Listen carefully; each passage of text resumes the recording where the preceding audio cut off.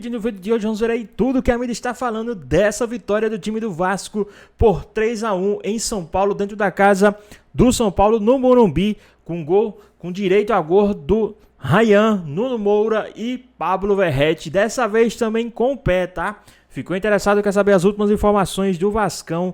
Então assista esse vídeo até o final. A tela com o maior Swift junto comigo aqui, Rodrigo Jufo. E aí pegando uma referência de Begin Again, música da Taylor Swift, que é quando você vê o amor renascendo em um dia qualquer, em um dia comum da semana. E foi assim que o torcedor do Vasco se sentiu com o Fernando Diniz, não foi, Jufo? Só não foi numa quarta-feira no café, né? Foi numa quinta-feira no Morumbi, mas o amor tem renascido sob o comando do Fernando Diniz aqui no Vasco. Uma grande vitória por 3-1 sobre o São Paulo no Morumbi, encerrando um jejum de 13 anos sem ganhar no estádio do Tricolor Paulista e também encerrando uma sequência de jogos sem vitória fora de casa. O Vasco ainda não tinha vencido fora de casa no Campeonato Brasileiro, então a paz reinou aqui em São Januário, todo mundo um clima leve aqui, os funcionários brincando bastante, muitos torcedores visitando aqui a Colina Histórica, e o Vasco com esse bom resultado dá aí um pequeno salto ali na tabela, vai à 13ª colocação, passa o próprio São Paulo e abre um pouco de vantagem da zona de rebaixamento antes dessa pausa na Copa do Mundo. Diversos destaques nessa partida, né? Paulo Henrique completou 100 jogos com 2 assistências, tem sido também uma peça fundamental ali do lado direito do Vasco. Nuno Moreira segue em grande fase no lado esquerdo, auxiliando bastante o Coutinho. Verratti chegou a 8 gols no Campeonato Brasileiro, artilheiro do Brasil. O Ryan, que tem sido a joia do Fernando Diniz nessa passagem aqui do Vasco, ele chegou ao Vasco falando que ia tratar o Ryan como o menino dele, né, para lapidar o Ryan, e ele tem feito grandes atuações sob o comando do Diniz, e ontem também mais uma belíssima partida do atacante. E no meio-campo, Felipe Coutinho, mais uma grande atuação, tem sido potencializado desde a chegada do Nuno Moreira, tem conseguido ter mais minutos, mais vantagens, ter também mais autoestima, mais confiança no meio-campo do Vasco, que vinha tendo nos últimos anos, tem sido cada vez mais importante. Felipe Coutinho, que vive agora o seu momento mais decisivo do futuro, né? Tem o contrato se encerrando agora no final do mês de junho por empréstimo, mas todo mundo quer renovar. Ele, Fernando Diniz, torcida, e o técnico do Vasco falou sobre o grande craque, o meia do Vasco nessa sequência. Começar pelo Felipe, eu acredito que as coisas vão andar e ele vai ficar aqui com a gente. É o desejo dele, é o desejo do Vasco, o desejo da torcida, é o meu desejo. Ele também está só no começo dessa nova trajetória, eu acho que com a minha presença. Eu tenho muita conexão com o Felipe, sou um grande admirador, sempre fui, do talento dele e da pessoa dele, cada vez mais que eu vou conhecendo, me aproximando.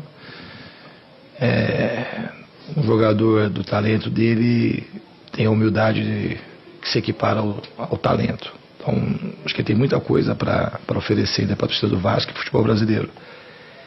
Eu costumo dizer que jogadores como o Felipe sempre é um presente para o futebol brasileiro. Hoje ele fez uma partida gigante, e dia do aniversário dele, dia dos namorados, partida simbólica que eu acho que ele não vai esquecer tão cedo. É isso, ele nem o torcedor vascaíno vai esquecer tão cedo esse 3-1, gols de Verratti, Ryan e Nuno Moreira. Então o Vasco agora entra num período de férias de 10 dias, próximo compromisso só no dia 12 de julho contra o Botafogo, já um clássico, e agora a diretoria espera traçar as renovações, né, tanto do Léo Jardim quanto do Felipe Coutinho. Esse é o futuro do Vasco para os próximos dias, primeiro um descanso de 10 dias, depois volta ao trabalho, Mari. Importante também, né, ter esse descanso para voltar a trabalhar com energia máxima. Achei que o Jufo já ia descansar. Não. O Jufo não é igual ao Bruno, isso? não. É incansável. O Bruno já teve 3 férias esse ano. A gente pode fazer a tela? Férias do Bruno, 3. Não é isso a estatística? Tá, vamos lá. São Paulo com o Zubeldia e o Vasco com o Diniz em 2025. O Zubeldia, claro, tem um recorte maior, com 34 jogos, 14 vitórias, 12 empates, 8 derrotas, quase 53%, a média de gols marcados por jogo e sofridos, que é a mesma do Diniz, num recorte de 7 jogos, né? E aí o aproveitamento de 47,6%. Os números, eles dizem, pra mim eles dizem alguma coisa, mas eles dizem pouco, porque é o contexto de cada trabalho, né, Marra? Sim. De cada momento. Mas eu queria, antes de falar sobre os 2 treinadores, falar sobre o jogo.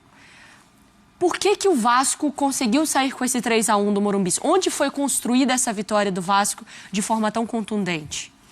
Eu achei a tranquilidade que o Vasco teve com a bola no pé, no meio-campo principalmente. O Vasco, quando o São Paulo tentou pressionar um pouco mais o Vasco estava com tranquilidade para trocar passes. De primeira, ou dominar e soltar, o famoso não tá mais comigo. Não teve ninguém prendendo demais a bola e as movimentações, principalmente do Paulo Henrique, indo um pouco mais para dentro, para liberar o Ryan, que é o jogador mais agudo, o jogador mais de força pelo lado direito, funcionaram bem. E aí também teve a soma de uma noite infeliz do Enzo, né? O Enzo teve uma noite que ele tomou decisões erradas. Essa aí agora ele foi subir no PH e deixou todo o corredor livre pro PH. Depois pro Ryan, me desculpa. E aí o Ryan consegue ganhar na força ali depois dele, no bate-rebate, com uma certa tranquilidade até lá. Consegue tomar a bola, finaliza e a bola acaba sobrando pro Bruno Moreira. Então acho que além da tranquilidade... Porque tem a jogada no final do primeiro tempo, que é a jogada até do Coutinho, que é muito bonita. Foram 4 jogadores pressionar o Felipe Coutinho. Ele finge que vai jogar a bola para trás, vai à frente e os 4 jogadores ficaram olhando. Então acho que assim... O Vasco teve muita tranquilidade com a bola no pé e o São Paulo não conseguiu encaixar a marcação. Essa daí, ó. Sozinho, cara. Olha quantos jogadores de São Paulo tinham ali em cima dele. Mas isso qualidade dele, óbvio. Qualidade do Coutinho, mas também de uma certa passividade do São Paulo nisso? Irritante até, em alguns momentos. Eu acho que quando o Zé está falando sobre um meio-campo que teve tranquilidade para trocar passes, é claro que essas estatísticas tal, vai variar de quem está fazendo a estatística para outro, porque os conceitos de passe variam também. Mas meio campo do Vasco, Tietê, 93% de acerto de passe, Hugo Moura, 91% de acerto de passe, Felipe Coutinho, 92% de acerto de passe. Então não é volante que toca para trás, né? Sim. E o Coutinho, muitas vezes, o passe perigoso. É isso? E já no São Paulo, teve um jogador com 100% de acerto de passe. Foi substituído no intervalo. Mas... o Pablo Maia não consegue mais ser o cara... E o São Paulo ontem não foi um São Paulo para interromper passe. Não foi um São Paulo que marcou. Opa, os caras estão pegando a bola aqui, normalmente eles estão encontrando aquele ali, o que a gente chama de linha de passe. Até o corpo mostra isso. Dependendo como está posicionado o corpo, você já sabe para onde vai a bola. Essa leitura não é uma leitura difícil de fazer. O jogador profissional, e o São Paulo não cortou a linha de passe do Vasco ontem. Então o Vasco controlou a partida. Isso que é o mais surpreendente, assim. Desculpa te interromper, mas assim, o Vasco conseguiu controlar o jogo no Morumbi. Numa boa. Até o próprio o torcedor lá do Vasco, não, um empate, não duvido que assinaria. Assim, não duvido. Mas quando começa o jogo, você vê o Vasco tomando conta mesmo. O Luciano ali, basicamente no início do jogo, conseguiu aquela finalização, né? Que a bola passou um pouco mais ali perto do gol do Léo Jardim, mas de resto, foi um Vasco que... aproximação dos jogadores. E uma outra situação que a gente acha que vale destacar desse time do Diniz, né? Com o Diniz, ele tá conseguindo repetir escalações. Lembra que a gente falava que o Carille, não é que ele não conseguisse repetir escalação, mas sempre estava com a língua aberta, né? Chegava no segundo tempo, um cansaço danado. Ontem, o Coutinho só foi sair do jogo quase nos 40, se eu não estou enganado. Não, acho que depois ainda. Não é? E numa intensidade danada. O time do Vasco continuou marcando. Mas aí, assim, teve tempo, né? Sim, claro. Isso faz diferença. Quando voltar, não vai ter tempo. É jogo um atrás do outro. Mas para pelo menos recondicionar esses jogadores, né? Ganhar um pouquinho de força. Já eu vou chamar também o Vinícius Nicoletti pra gente falar dessa coisa de leitura corporal e do Zubeldia. Mas só mais um ponto aqui sobre o Vasco. O tanto de elogio que, obviamente, o Fernando Diniz fez ao Felipe Coutinho, falando sobre o desejo de renovar, enfim, da permanência do Coutinho, que é importantíssimo para esse trabalho do Diniz. Mas as coletivas do Diniz são sempre muito legais, né, de acompanhar.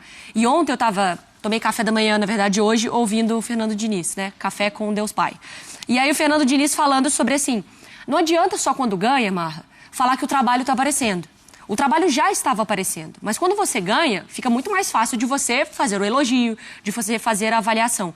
Então o Fernando Diniz falando de uma forma muito clara de que, assim, eu preciso falar também quando ganha que não está tudo certo ainda e também quando perde que as coisas estão acontecendo. Mas é bom ter uma vitória dessa para escancarar para vocês que está sendo feito. Tem um trabalho sendo feito no Vasco. Sim, mas fico muito tranquilo. Às vezes a gente aqui fala assim, não ganhou, tal, mas está no caminho certo. Ou ganhou, mas não dá para entender como ganhou. Assim, ganhou porque a bola entrou ali, mas não produziu para isso. E é preciso que o torcedor tenha paciência para... Cobrar paciência do torcedor é um negócio difícil, né? Chato. Mas é preciso que o torcedor entenda que isso está acontecendo. Agora, se você quiser já virar, o trabalho do Zubeldia deu uma estagnada. Uma estagnada que eu acho que o departamento médico vai ajudar, mas ontem foi um time que eu até não vi duelos 1 contra 1, se o São Paulo ganha, como é que foi o índice. Entendi. Mas o São Paulo não pode permitir os gols que tomou. De vez em quando tem que dar um bicão pro alto, entende? Ô Vinícius, eu acho que isso é importante, porque assim, até mesmo a coletiva do Zubeldia, linguagem corporal, boa, Marra. Linguagem corporal, a gente já viu o Zubeldia mais firme, mais bravo, falando um pouco mais ríspido. Ontem parecia um Zubeldia mais entregue, assim, de olha... Abatido. A gente não está conseguindo, a gente está sendo dominado, está sendo tecnicamente essa dominância em cima da gente. A culpa é minha, também é dos jogadores, mas é minha. Um Zubeldia diferente, Nicolete. É isso aí, Mária. Aliás, você tomou café com o Fernando Diniz e foi dormir ouvindo o Zubeldia pelo jeito. Mas é bem isso aí mesmo, viu? A entrevista coletiva do Zubeldia, ele estava visivelmente abatido, até um pouco conformado com a situação ali do São Paulo, mostrando toda a energia que ele tem nas entrevistas, então isso ficou aparente, mas muito pelo desempenho do time, né? Ele até falou na entrevista coletiva que ele, se ele imaginasse o que aconteceria no campo, ele não teria treinado ou não teria escalado aquela equipe, teria mexido. A questão é que você treina e chega na hora, tem um adversário. Mas ele saiu do Morumbi, claro, com um sentimento péssimo pelo desempenho do time, também pelos protestos e vaias da torcida. A torcida de São Paulo vive esse sentimento de amor e ódio com o Zubeldia. Muitos torcedores já pediam a saída dele muito antes, desde o início da temporada, mas a diretoria do São Paulo não cogita de emitir o treinador. A gente passou aí todos os motivos. O principal é que ele não consegue escalar os principais jogadores, o Lucas, o Oscar, o Marcos Antônio, o Ferreirinha. Esses jogadores devem voltar depois dessa parada do Mundial de Clubes no segundo semestre, e também são outros motivos que o nosso companheiro Edu Afonso levantou, né, que influenciam nessa decisão da diretoria de permanecer com o técnico, né? A boa campanha, a boa relação com os jogadores, tem um aspecto no financeiro, mas me parece também na diretoria do São Paulo que não tem o principal de tudo, que é a convicção no trabalho do Zubeldia. Então fica muito frágil essa relação, porque se você tem convicção, você não dá mais nenhuma desculpa. Não, temos convicção, ele vai continuar, vai entregar e vamos embora com ele. Vai ser diferente no segundo semestre. Mas quando você acha vários motivos, parece que você não tem convicção do trabalho, e só a diretoria do São Paulo pode ter essa convicção, porque acompanha aqui o trabalho no dia a dia do técnico argentino. Então fica também esse sentimento. Já que a diretoria não dá esse respaldo, nesse sentido, o treinador, claro, vai ficar mais abatido.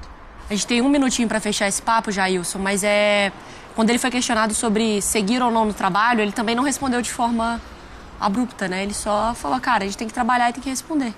Falando rápido, então, acho que o Zubeldia, ele conseguiu, naquele momento de Libertadores, com um time muito mexido, conseguiu a classificação, mas não tô falando que jogou bem, falando que conseguiu a classificação.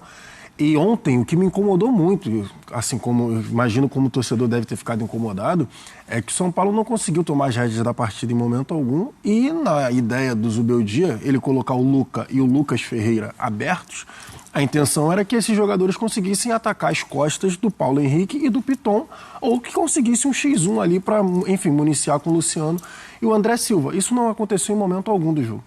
Em momento algum, os meninos conseguiram ir para cima. O Lucas Ferreira, acho que uma jogada só pelo lado esquerdo já na parte final. Então a estratégia que ele montou definitivamente não deu certo. Bom, a gente vai acompanhando a repercussão do lado do São Paulo, também do Vasco agora com essa parada. Nicolete, obrigada, viu? Beijo para você. Beijo, até a próxima. Pois bem, pessoal, tá aí mais um vídeo, né? O Vasco que venceu o time do São Paulo dentro do Morumbi por 3-1, né? Em uma noite fria em São Paulo, o Vasco foi lá e meteu um sacode pra cima do São Paulo com uma noite, digamos, extraordinária do garoto Ryan, né? Aonde valeu todo o investimento do Vasco em buscá-lo aí na Grécia, né? Já que ele estava jogando aí pela seleção de base, pela seleção brasileira de base, né? Então, O Vasco venceu o time do São Paulo por 3-1, uma vitória extraordinária. O Ryan, que abriu o placar aos 26 minutos, né? Esse gol do Nuno Moreira, né? Foi, sim, com direito à jogada do Ryan. O Ryan que se esforçou para tirar a bola ali, roubar a bola, tentou fazer o gol. O goleiro do São Paulo defendeu e o Nuno Moreira foi e fez o gol, né? O segundo gol. E no segundo tempo, após bela jogada, o Verratti estava ali só para empurrar a bola para o fundo do gol, né? Dessa vez com o pé. Por isso que eu falei dessa vez com o pé, porque todo mundo falava que o Verratti, até bola meia altura mesmo, ele se jogava para tentar fazer um gol de cabeça. Os caras falavam que ele era ruim com o pé, só sabia fazer gol de cabeça. E dessa vez ele mais uma vez mostrou aí que também sabe fazer gols com os pés, né? Artilheiro nato aí fazendo o gol para sacramentar essa vitória. E o Vasco já nos acréscimos sofreu o gol do Ryan Francisco ali, o gol de honra do time do São Paulo, mas não tinha mais o que fazer. O Vascão venceu por 3-1. O Vasco que subiu ali na tabela é o 13º colocado com o mesmo número de pontos, 13, né, com 13 gols ou 13 pontos, é o 13º colocado. E agora vai aguardar aí mais ou menos um mês para poder voltar a jogar novamente, né? Só vai jogar agora, né, o jogo dia 12 de julho, né? Daqui a mais ou menos um mês é que o Vasco volta a jogar, dessa vez em São Januário, tudo indica, contra o time do Botafogo. Mas e aí, o que vocês acharam dessa vitória do time do Vascão? Deixa aqui nos comentários, queremos saber a sua opinião. Espero que vocês tenham gostado do vídeo, deixe seu like, comente aqui embaixo, ative o sininho de notificações disponível aqui no canal. Já se inscreva para não perder os próximos vídeos. Tamo junto, é nóis e até a próxima. Fui!